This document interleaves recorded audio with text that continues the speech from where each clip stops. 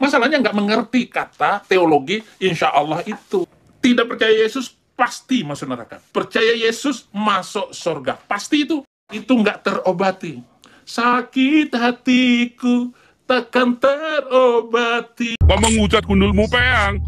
Itu tukang sampah di pinggir rumah saya, Pak. Itu bukan Tuhan Yesus. Bapak saya kasih 1 miliar kalau itu Tuhan Yesus kayak gitu, Pak. Assalamualaikum warahmatullahi wabarakatuh. Masih kembali di channel terbaru saya. Terima kasih kepada teman-teman masih setia menonton, mendukung, menyaksikan konten dari channel ini. Tentunya kita sudah melihat bagaimana cuplikan videonya. Saifuddin Ibrahim Boga Duda Tua ini mengatakan makna dari insya Allah ini percaya kepada Yesus masuk surga, tidak percaya kepada Yesus masuk neraka. Beriman kepada sebuah kitab suci hanya modal percaya, masuk akal atau tidak ini. Jadi kepada teman-teman jangan kemana-mana dulu, silahkan tonton sampai selesai agar kita tidak gagal paham. Selamat menyaksikan.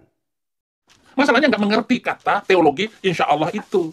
Ada dua pengertian yang harus dimengerti, difahami oleh Muslim. Satu, tentang janji Tuhan. Itu bukan insya Allah. Bukan insya Allah.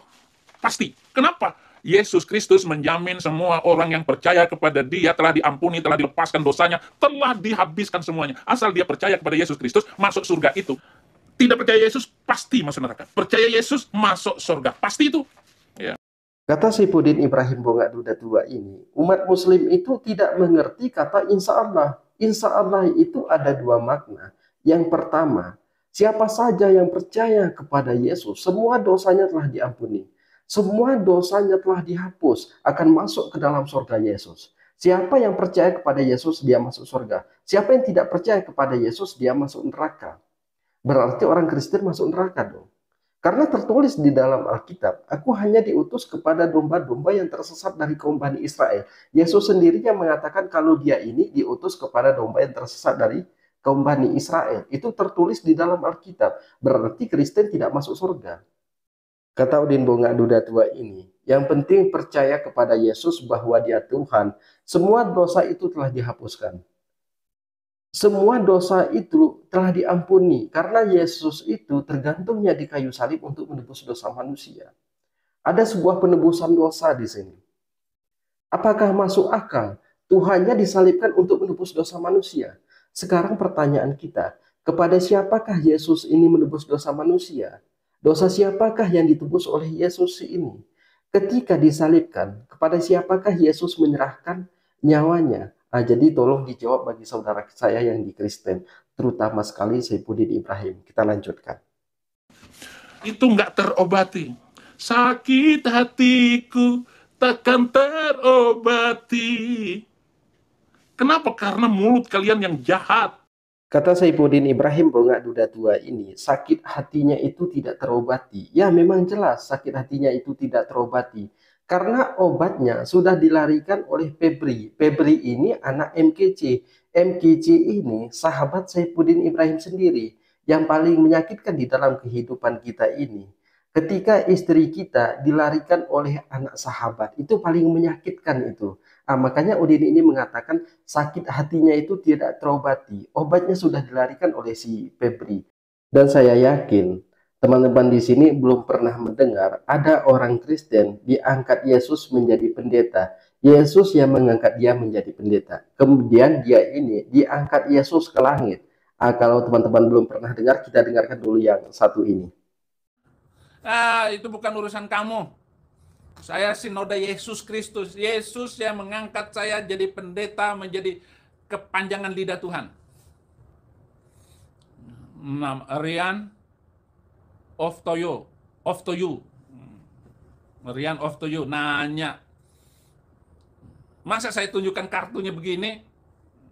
Ya, walaupun hari ini terakhir visa saya habis untuk tinggal di Amerika, saya nggak pernah takut karena Tuhan akan mengangkat saya ke langit.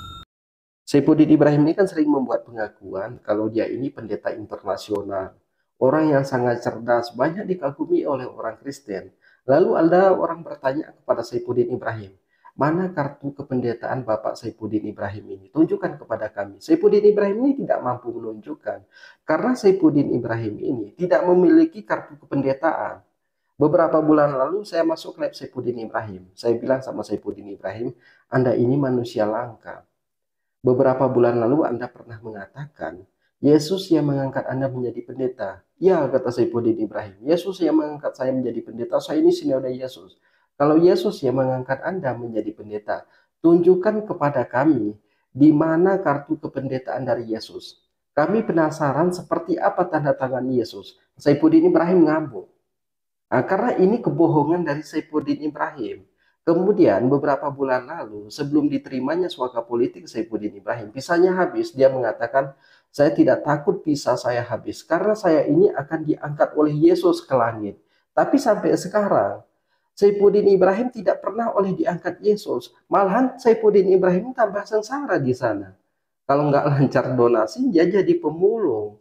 Kalau nggak lancar donasi jadi pemulung, kemudian nggak dapat jadi pemulung juga, Saifuddin Ibrahim ngamuk. Dia marah sama orang Kristen, nggak ngirim donasi. Kan sering itu di video Saifuddin Ibrahim.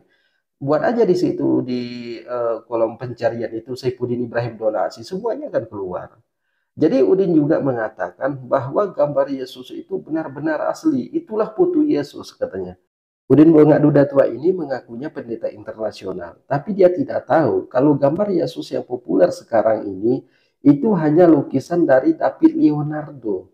Itu hanya sebuah lukisan, bukan gambar Yesus yang asli. Bagaimana mungkin ada gambar Yesus, sedangkan di zaman Nabi Muhammad SAW itu belum ada kamera, belum ada handycam, belum ada handphone, belum ada laptop. Antara Nabi Muhammad dengan Yesus itu jaraknya 500 tahun. Bagaimana mungkin di zaman Nabi Isa itu ada? Jadi kepada teman-teman mungkin cukup sekian. Assalamualaikum warahmatullahi wabarakatuh.